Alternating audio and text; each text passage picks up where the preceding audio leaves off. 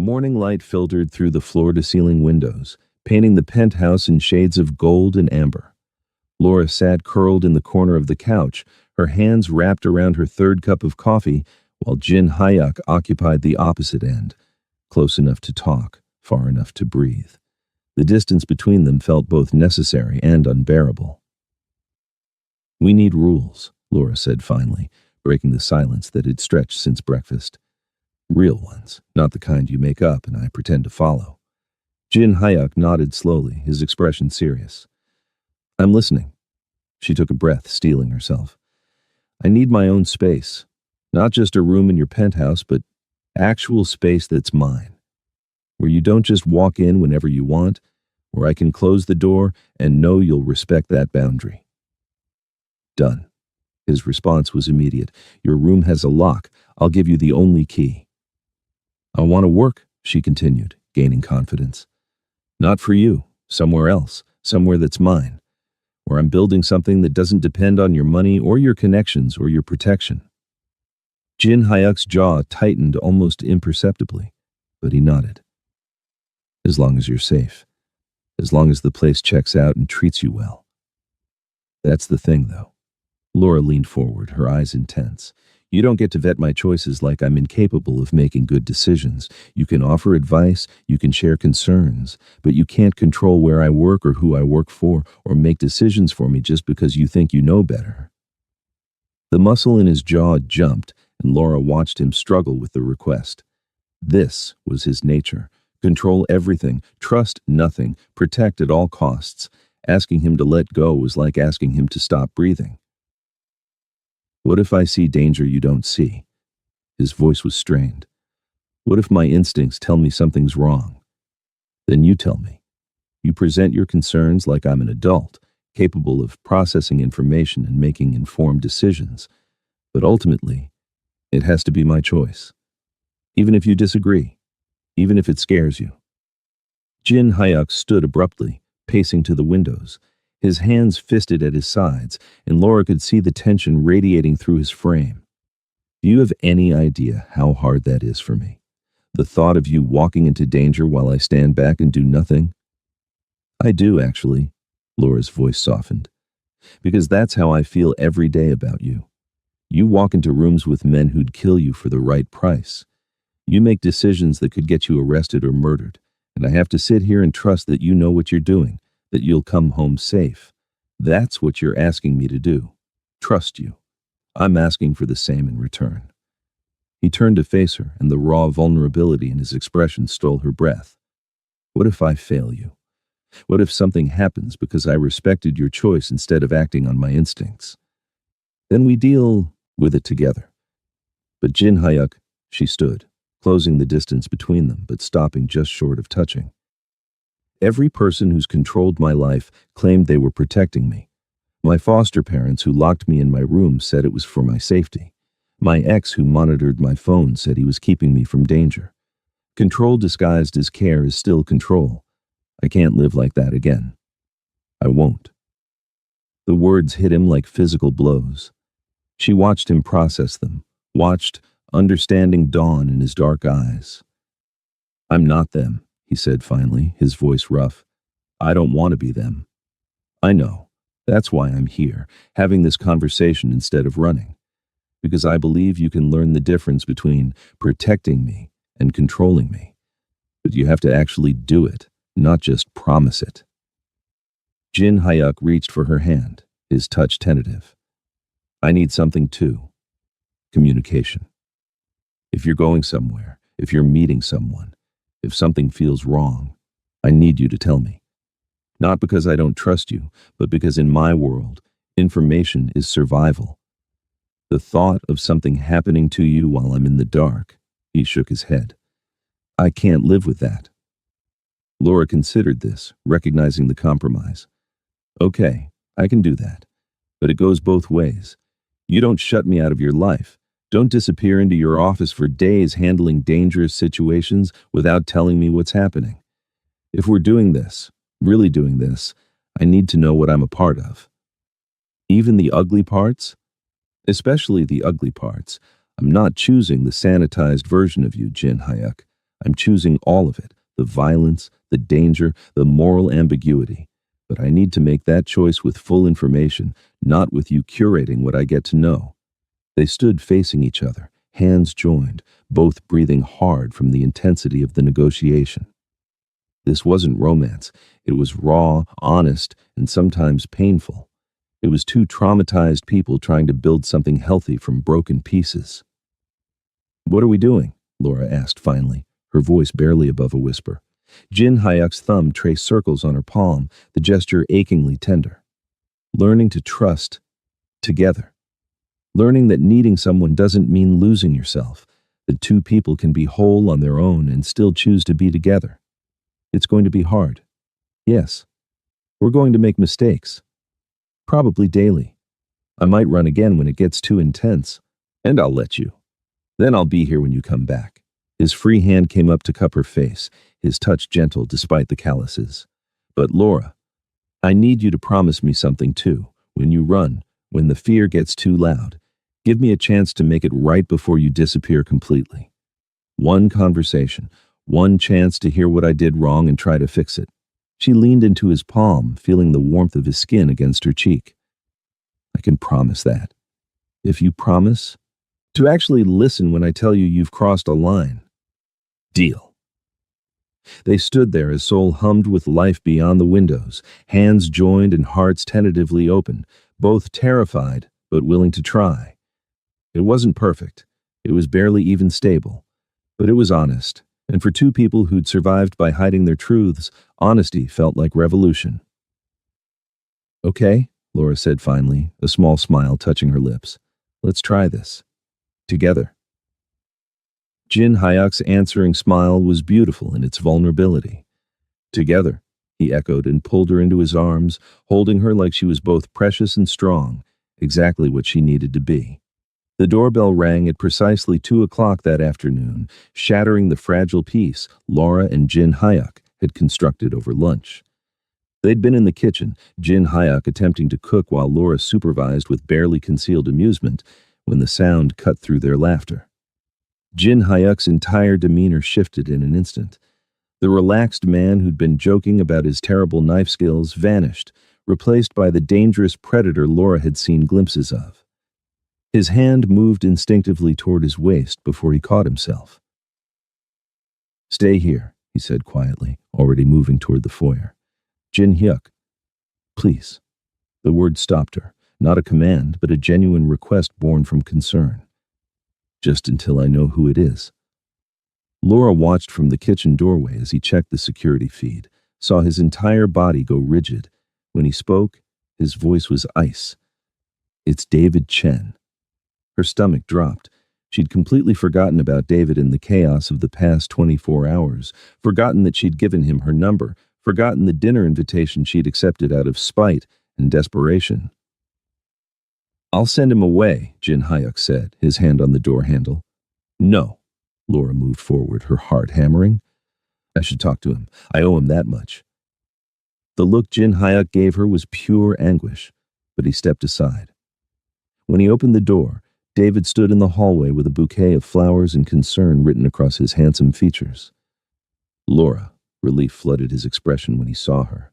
"Thank God. I've been calling for 3 days. When you didn't show up for dinner and then didn't answer your phone, I thought—" He stopped, taking in the domestic scene. Laura in comfortable clothes with damp hair, Jin Hyuk standing possessively close. Understanding dawned slowly. "I see.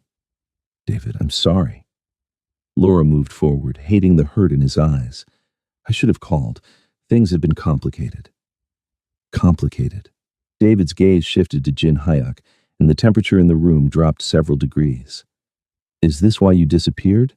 Did he threaten you?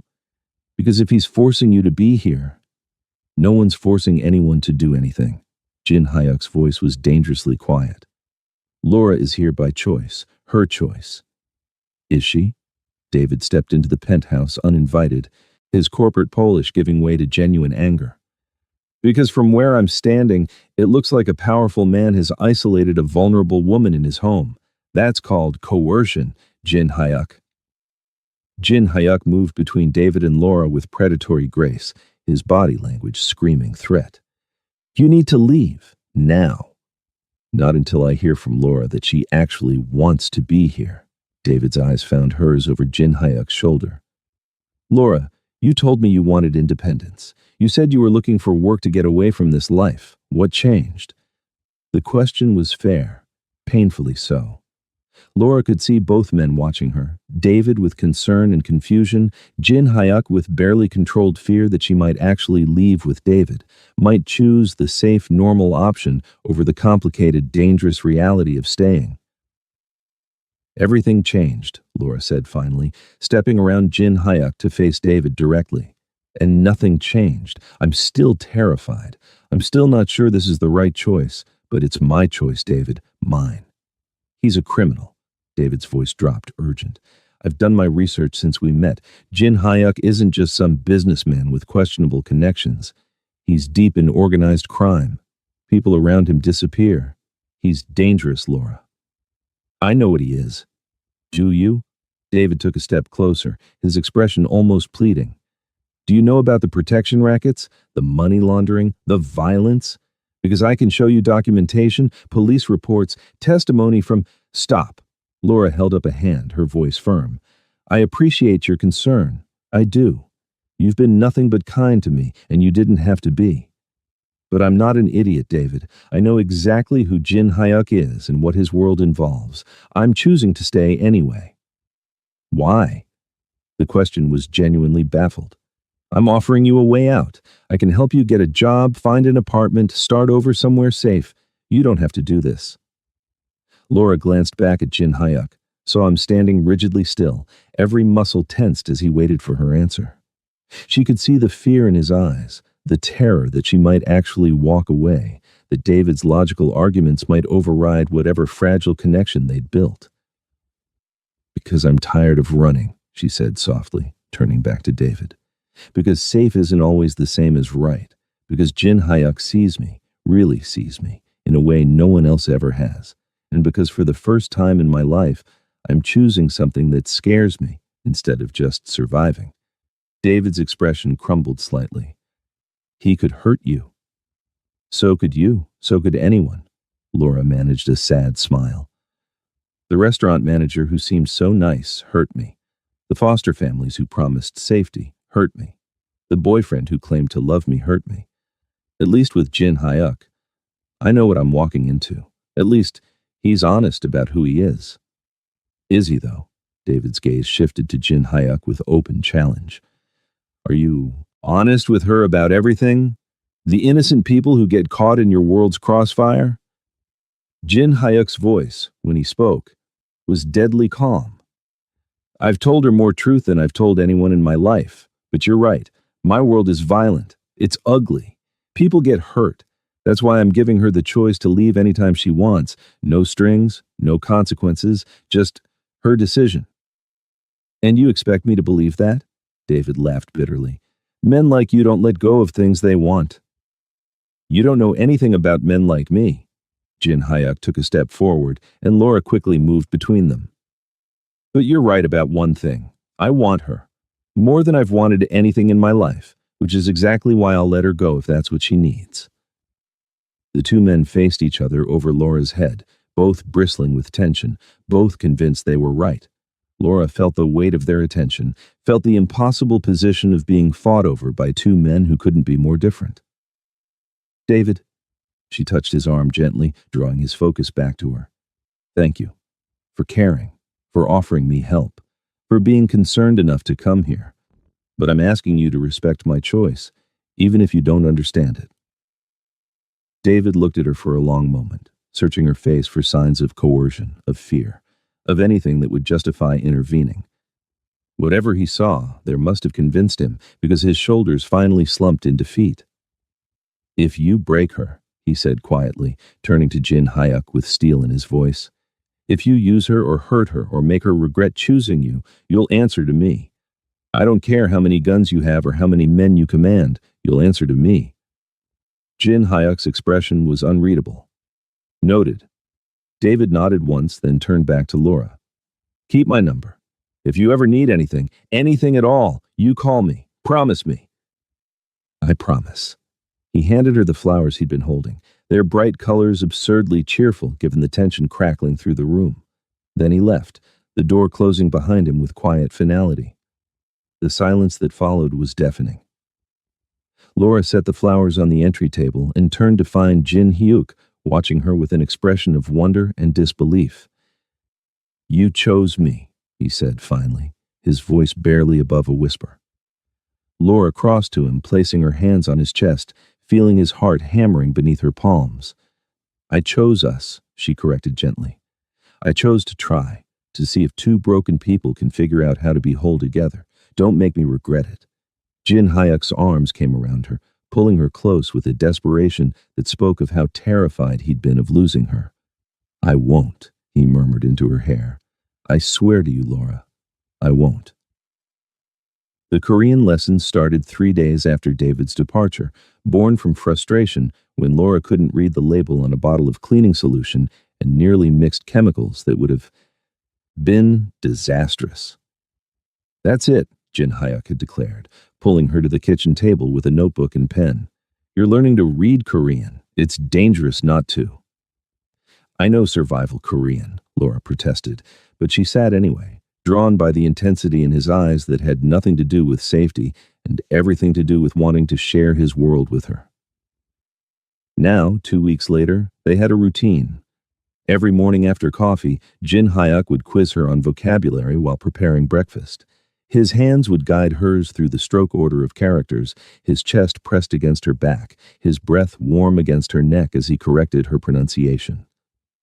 "Saranghae," he murmured one morning, his fingers wrapped around hers on the pen. "Do you know what that means?" Laura's heart stuttered. She knew. She'd looked it up days ago when she'd caught him whispering it in his sleep. "I love you." Good.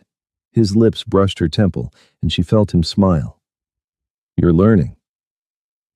They cooked together most evenings, Jin Hyuk teaching her to make bulgogi and kimchi jjigae, while she introduced him to Chicago deep dish pizza and her grandmother's cornbread recipe. The kitchen became their sanctuary, a space where they could be close without the weight of their pasts pressing down on them.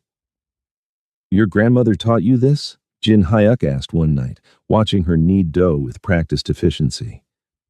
"Only good memory I have from before foster care," Laura's hands stilled momentarily. "She died when I was 6. After that, everything fell apart." Jin Hyuk moved behind her, his hands covering hers, resuming the kneading rhythm. "Tell me about her." So she did. Haltingly at first, then with increasing ease, Laura shared stories she'd buried for years. Her grandmother's laugh, her garden, the way she'd hum gospel songs while cooking. Jin Hyuk listened without interruption, his presence steady and grounding, occasionally pressing kisses to her shoulder when the memories became too heavy. Music became their second language. Laura introduced him to Nina Simone and Etta James, blues and jazz that spoke of survival and heartbreak. She'd catch him humming Feeling Good while working in his study, and it made something warm bloom in her chest. In return, Jin Hyuk played her Korean ballads and traditional music, explaining the stories behind each song. One night, he found her crying while listening to a particular song about lost mothers, and he'd simply held her, letting her tears soak his shirt without demanding explanation. But it wasn't all soft moments and gentle discovery. They argued constantly, fierce, passionate arguments that left them both breathing hard and frustrated. "You can't vet everyone I talk to," Laura shouted one afternoon when she discovered Jin Hyuk had run a background check on a potential employer. "I can when the man has 3 sexual harassment complaints filed against him," Jin Hyuk fired back, his accent thickening with Wait's anger. "Would you rather I let you walk into that situation blind? I'd rather you trust me to handle my own life. I do trust you. I don't trust the world not to hurt you." They'd stood glaring at each other across the living room, both refusing to back down, until Laura had started laughing at the absurdity of it all. "We're insane. You know that, right?" Jin Hyuk's lips had twitched. Completely. Then he'd crossed to her, pulled her into his arms, and they'd fallen onto the couch in a tangle of limbs and breathless laughter, the argument forgotten. Other fights ended differently. with Jin Hyuk pressing her against the kitchen counter, his mouth on hers, swallowing her protests until she was kissing him back with equal fervor. With Laura straddling him on the couch, her hands fisted in his hair, both of them trembling with want they hadn't yet acted on. They were building something, brick by careful brick, learning each other's boundaries and triggers, discovering what made the other smile or retreat. 3 weeks into their tentative relationship, Jin Hyuk came home from a meeting with tension radiating from every line of his body. "What's wrong?" Laura asked from her position curled on the couch. He poured himself whiskey, downed it in one swallow, poured another. "My mother is coming to Seoul next week." "That's good?" "She's bringing marriage prospects." The words came out bitter. "3 daughters from appropriate families, women who understand our world, who won't flinch at what I do, who—" He stopped, his knuckles white around the glass. Laura's stomach dropped. "Oh." Jin Hyuk turned to face her, his expression tortured. "I'll refuse them all. I'll make it clear that I'm not interested. I just needed you to know it's happening." "Your mother wants you to marry someone from your world." Laura pulled her knees to her chest, suddenly cold. "Someone appropriate, someone who's not—" "Don't." Jin Hyuk crossed to her in 3 strides, kneeling before the couch so they were eye level. "Don't finish that sentence."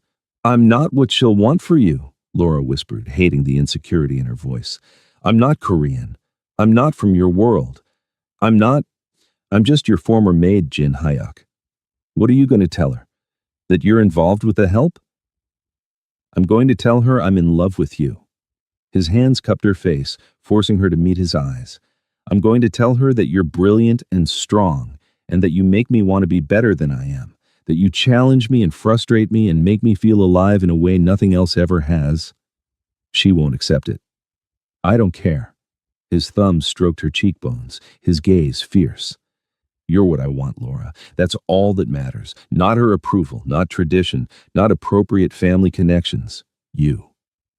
Laura felt tears spill over, hating herself for the vulnerability, for needing his reassurance. "I'm scared." "So am I." Jin Hyuk pressed his forehead to hers. "But we'll face it together. That's what we promised, remember? Together." She kissed him then, soft and desperate and full of unspoken fears. Jin Hyuk kissed her back like she was oxygen, like he was drowning and she was air, his hands gentle despite the intensity of his emotions. When they finally broke apart, Laura managed a shaky smile. "Your mother is going to hate me." "Probably." Jin Hyuk smiled back, equally shaky. "But she'll have to get in line behind everyone else who thinks this is a terrible idea." They laughed, the sound watery but genuine, holding each other as night fell over Seoul, both knowing the real test of their fragile relationship was coming, both hoping they were strong enough to survive it. Mrs. Choi arrived on a Tuesday morning in a chauffeured Mercedes, dressed in Chanel and carrying disapproval like a designer handbag. Laura watched from the kitchen as Jin Hyuk greeted his mother in the foyer, his posture rigid with tension she'd never seen before. "Iyama," he said, bowing respectfully. Mrs. Choi's sharp eyes swept the penthouse, cataloging everything, missing nothing. When her gaze landed on Laura hovering in the doorway, those eyes turned glacial. "Who is this?" Her Korean was clipped, precise. "This is Laura." Jin Hyuk switched to English, a deliberate choice. "Laura, my mother, Mrs. Choi." Laura bowed, her beginner's Korean carefully prepared. "Annyeonghaseyo, 만나세요 반갑습니다." Mrs. Choi's expression didn't soften. She responded in rapid Korean that Laura couldn't follow, then switched to English. "You are the housekeeper my son mentioned." Not a question. An accusation. "I was," Laura said carefully. Now she's staying with me," Jin Hyuk interrupted, his hand finding Laura's waist. The gesture was possessive, protective, and unmistakably claiming. "As my guest." The temperature in the room dropped 20 degrees. Dinner that evening was excruciating. Jin Hyuk's younger sister Minji had arrived with their mother, a beautiful 24-year-old who worked in fashion and seemed genuinely curious about Laura rather than hostile. "So you're American?" Minji asked in perfect English as they sat around the dining table. What brought you to Seoul? A fresh start, Laura answered diplomatically, acutely aware of Mrs. Choi's disapproving stare across the table. From what exactly? Mrs. Choi's question was pointed. What is a young American woman running from that she ends up cleaning houses in a foreign country? Iyama, Jin Hyuk warned. It's a fair question. Mrs. Choi dabbed her mouth with her napkin. If this woman is important to you, I should know her background, her family, her education, her intentions. Laura felt her cheeks burn. Her intentions are none of your concern, Jin Hyuk said quietly, but there was steel beneath the words, and her past is hers to share if and when she chooses. Mrs. Choi set down her chopsticks with deliberate precision.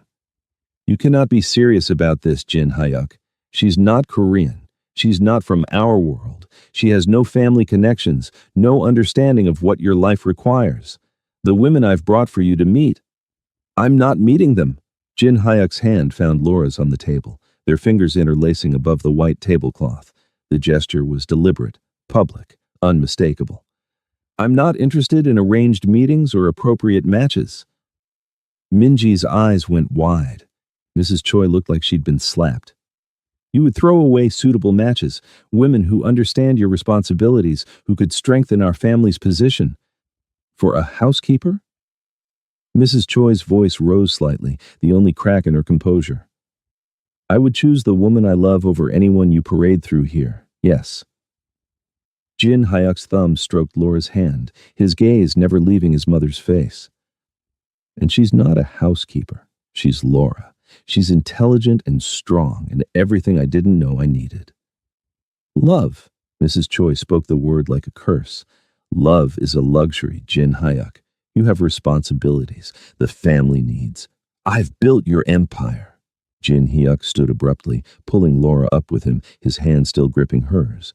I've expanded operations into 6 new territories. I've tripled our revenue. I've honored our family name and done everything you've ever asked of me. But Juliet is mine. Accept it or don't, but she stays.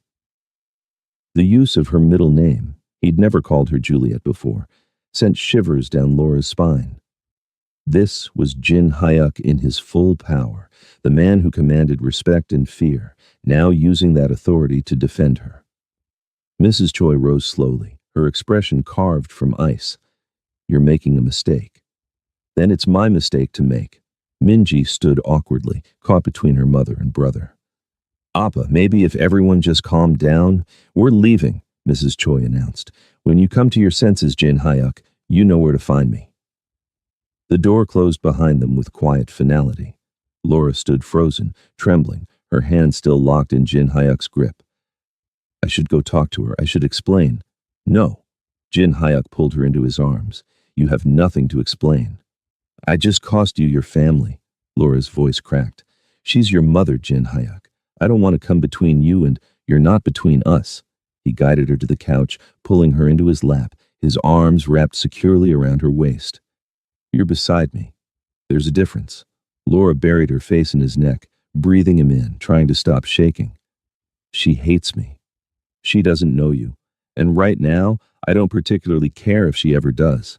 His hand stroked her hair, soothing. My mother had been absent from my life. You're the first thing that's chosen me from me. He'll either accept that or she won't. And if she doesn't? Jin Hyuk tilted her face up, his eyes fierce with certainty. Then she doesn't. But you stay. You hear me? Whatever happens with my family, you stay. The screaming woke Jin Hyuk at 2:47 a.m. He was out of bed before his brain fully registered the sound, his hand reaching for the gun in his nightstand drawer on pure instinct. Then he heard it again, not an intruder, but Laura, her voice raw with terror coming from her room down the hall. He found her tangled in sweat-soaked sheets, thrashing against invisible hands, her face contorted in anguish. No, please, stop. I'm sorry. Laura.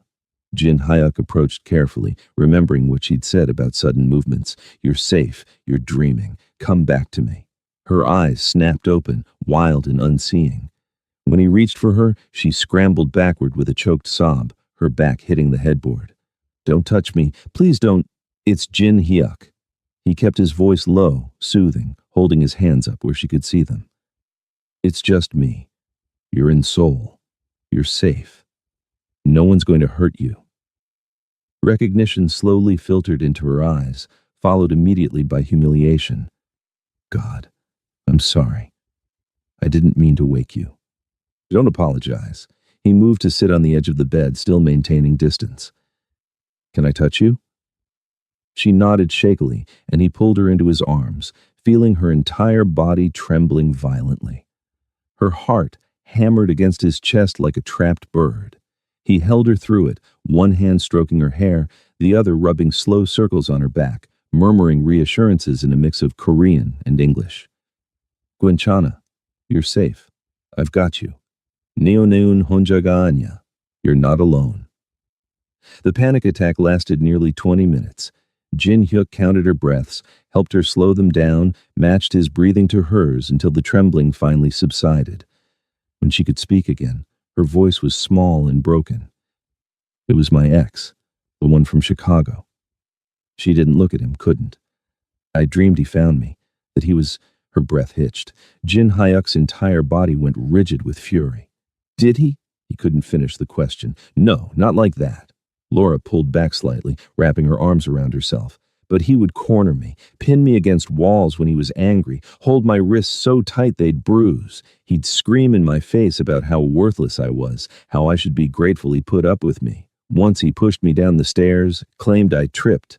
The rage that coursed through Jin Hyuk was white-hot and murderous, his hands fisted in the sheets to keep from putting them through the wall. "Give me his name." "Jin Hyuk, his name Laura." His voice was deadly calm. "I can have people in Chicago within 12 hours. "No." She grabbed his face, forcing him to look at her.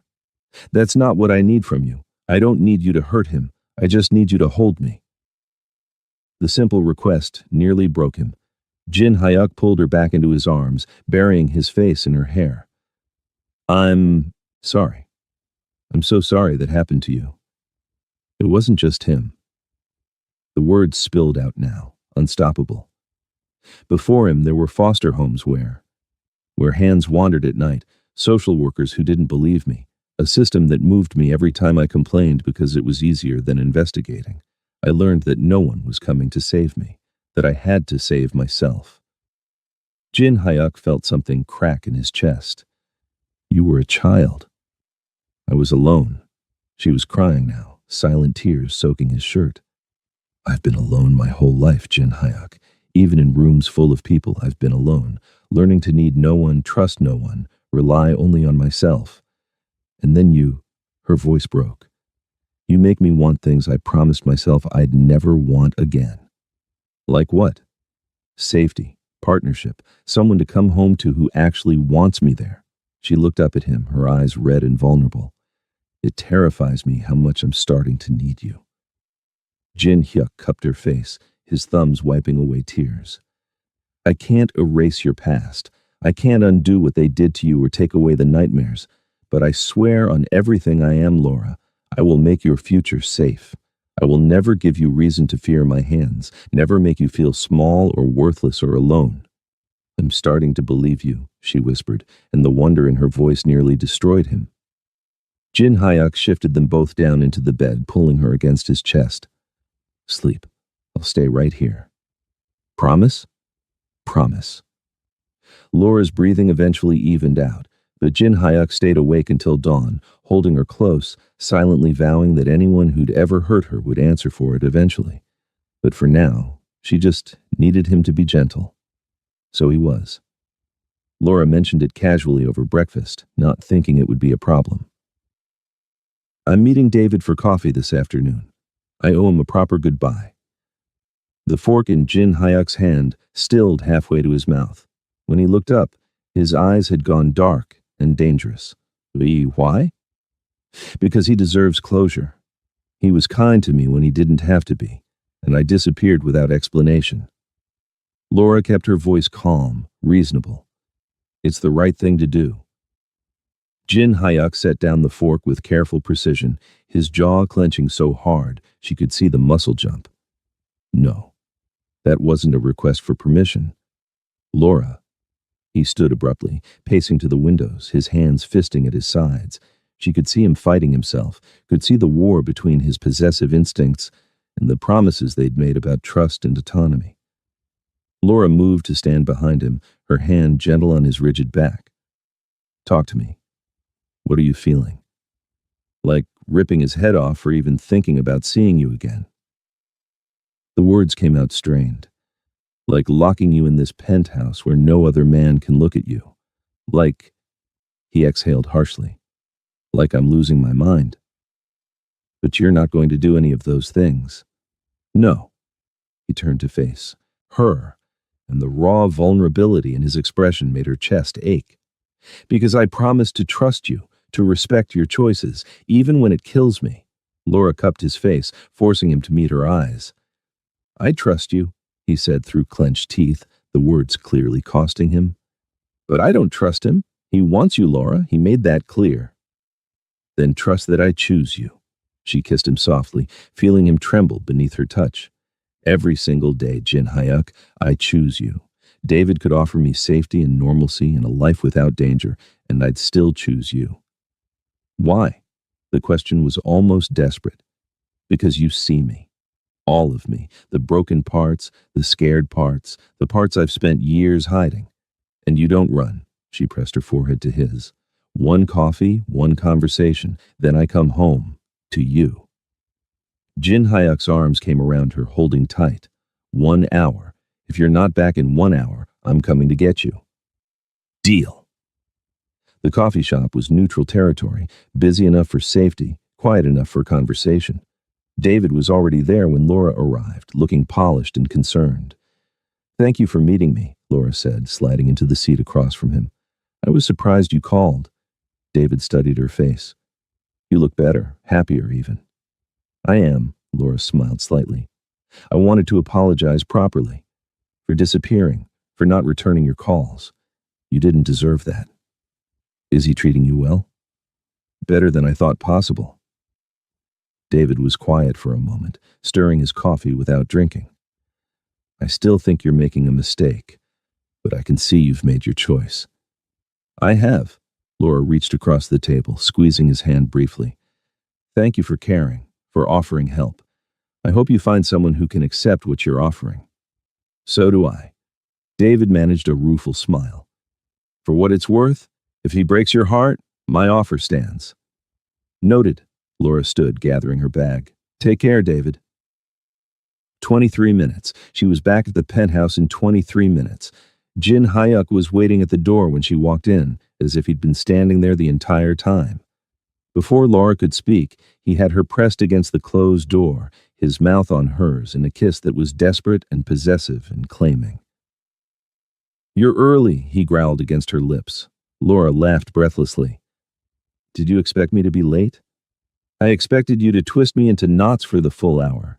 His hands framed her face, his eyes searching hers. Don't test me like that again. Your jealousy is showing, boss. Good. He kissed her again, slower this time, but no less intense. Maybe then other men will know you're taken. Taken, am I?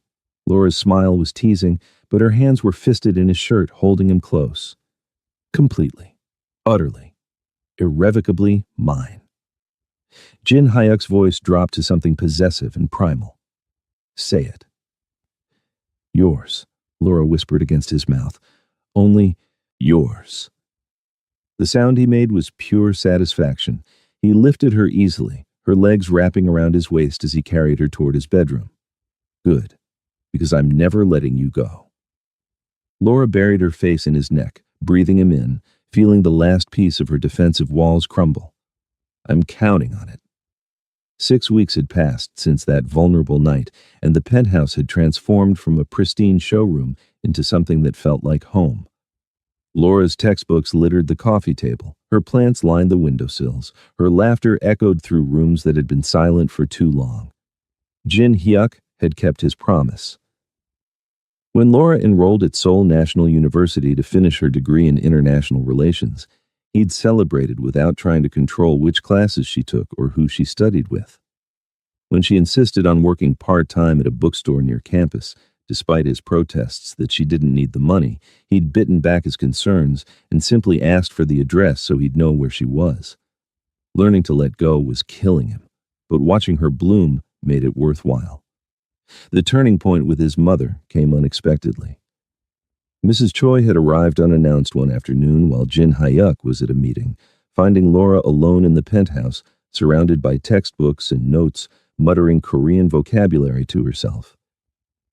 "You're still here," Mrs. Choi had said, surprise evident in her tone. "I'm still here," Laura confirmed, setting down her pen. "Would you like tea?" They'd talked for 2 hours, really talked. Laura had answered every invasive question with honesty. Her past, her education, her intentions, her understanding of what Jin Hyuk's world demanded. And she'd asked questions in return about Jin Hyuk's childhood, his father's death, the weight Mrs. Choi carried as a widow in their world. When Jin Hyuk came home to find them laughing over photo albums, he'd frozen in the doorway, convinced he was hallucinating. "You're Laura," his mother had said later, reverting to Korean so Laura couldn't understand. "She's stronger than I thought. She doesn't love you for what you can give her. She loves you despite what you are." A pause. "That's rare. Don't lose her." Now, as sunset painted Seoul in shades of gold and amber, Jin Hyuk sat on the balcony with his laptop while Laura studied beside him, their feet intertwined beneath the small table. The evening was warm, the city humming with life below them. Laura looked up from her economics textbook, studying his profile. "Do you ever regret choosing someone so difficult?" Jin Hyuk immediately set aside his computer, pulling her from her chair into his lap. "Never. Not for a single moment. I come with nightmares and trust issues and a pathological need for independence." She traced the line of his jaw. "I'm not easy to love." "You've made me human again," he said quietly, his hands settling on her waist. "Before you, I was just surviving, going through motions, building empires, but never actually living. You reminded me what it feels like to care about something more than control." Laura smiled against his neck, breathing him in.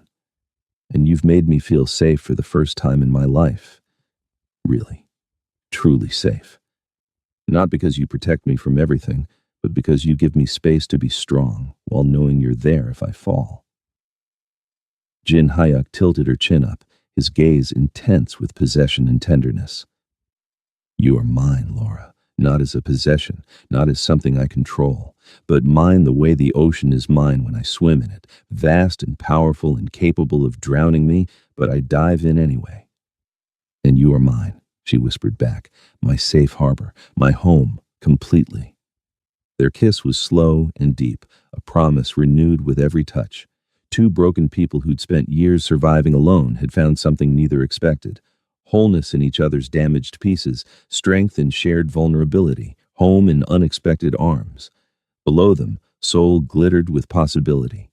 Above them, stars began to emerge in the darkening sky. And between them, wrapped in each other's arms on a balcony overlooking the city, two hearts beat in synchrony, damaged but healing, guarded but open, finally at peace. "Sarangi," Jin Hyuk murmured against her lips. "I love you too," Laura whispered back, "always." The city stretched endlessly before them, full of danger and beauty and infinite tomorrows. But for now, this moment, this perfect, imperfect moment, was enough. They were enough. Together, they were finally enough.